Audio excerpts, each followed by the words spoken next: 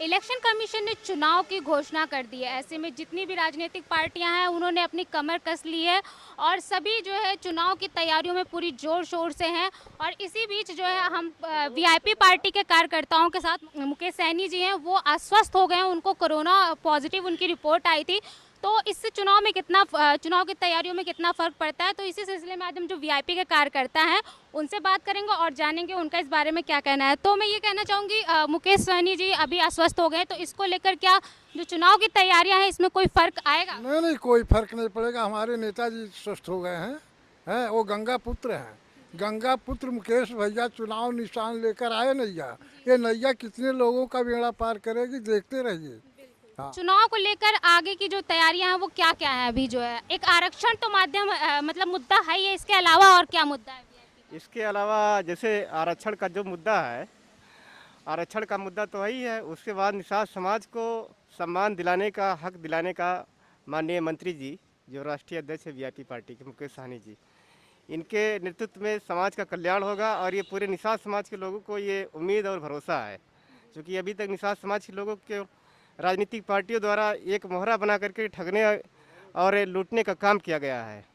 और ऐसे में अब निषाद समाज भटकने वाली नहीं है, क्योंकि अब इनको एक बढ़िया डंडा झंडा और एक पार्टी मिल गई है, एक इनको संरक्षण देने का काम करने वाले नेता मिल गए हैं। अब ये किसी के बहकावे में आने वाली नहीं है निषाद समाज के। तो ऐसे में क्या लगता है, जैसे कि जो वीआईपी का जो है मुद्दा है वो कहते हैं आरक्षण नहीं तो गठबंधन नहीं, तो जैसा कि चुनाव नजदीक आ रही है तो ऐसे में अगर मान लीजिए सपा है, सपा अगर आरक्षण देने की बात करती है तो अखिलेश के साथ क्या गठबंधन करेंगे? कतई नहीं, वो आरक्षण दे ही नहीं सकते हैं। उनकी सरकार केवल उत्तर प्रदेश में जो राष्ट्रीय पार्टी होगी, जो केंद्र में सरकार बनाने की हैसियत और ताकत रखती होगी, वही पार्टी हमको आरक्षण देगी। क्योंकि ये मामला केंद्र का है, न कि उत्तर प्रदेश का है।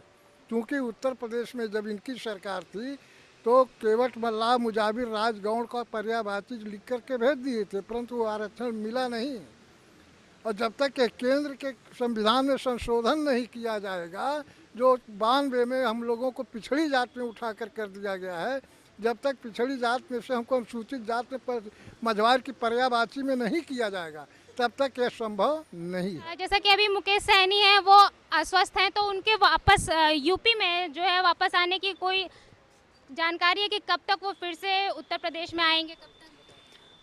कल उत्तर प्रदेश लखनऊ की धरती पे कदम माननीय वीआईपी पार्टी के सुप्रीमो और निषाद समाज के भगवान सन ऑफ मल्ला मुकेश सहनी जी का कल कदम यहाँ पे रखने वाले हैं। और बहुत बड़े आगाज में यहाँ पे उत्तर प्रदेश में 165 सीट पे और हम लोग चुनाव चिन्ह अब सारी पार्टियों बहुत हम पार्टी आई गूंग और गुलाम बनाया सपा बसपा भाजपा ने, लेकिन अब हम सबके बीच में नाव जो नदी में चलती थी, आज नाव का जो हैंडल पीछे होता था, लेकिन आज उस हैंडल को आगे करने वाले सन ऑफ मल्ला मुकेश सहनी जी आज वो नाव को रोड पर चलाने का काम किए हैं। और सभी लोग उत्तर प्रदेश के लोगों ने नाव चुनाव चिन्ह को अपने एक आस्था और देवी नौका जो होती है, तरनी माता होती हैं, सभी लोगों ने उत्तर प्रदेश की जनता एक अपना अहम फैसला कर लिया है कि इस बार हम लोगों सबको देखा बार बार 2022 में देखना है, सिर्फ नाव को देखना है।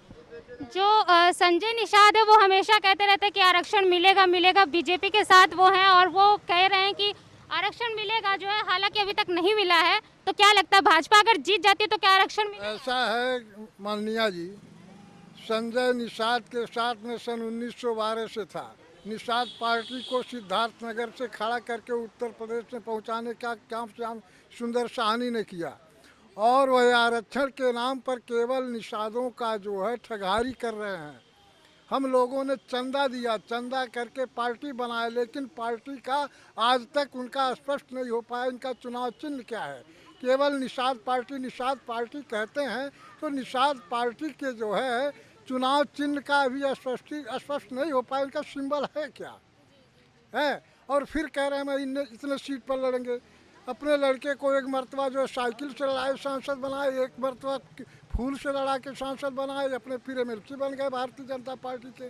तो इससे यह साबित होता है, निषादों के दिमाग में आ गया कि संजय निषाद केवल जो है अपने परिवार और घर का, अपने लोगों का भला चाहते हैं, न कि समाज का भला चाहते हैं।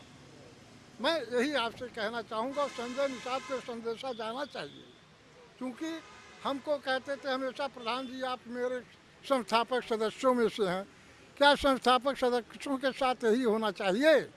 बिल्कुल सही कहा आपने। एक सवाल और करना चाहूँगी कि जैसे कि कोरोना को लेके कोरोना को और जो है चुनाव का जो डेट आ गई उसके बाद आचार संहिता लागू होगी, तो अब चुनाव प्रचार आप रैलियां नहीं कर सकते हैं और जो सारी पार्टियां हैं उनका आईटी सेल काफ़ी मजबूत है, तो वीआईपी की क्या योजना है?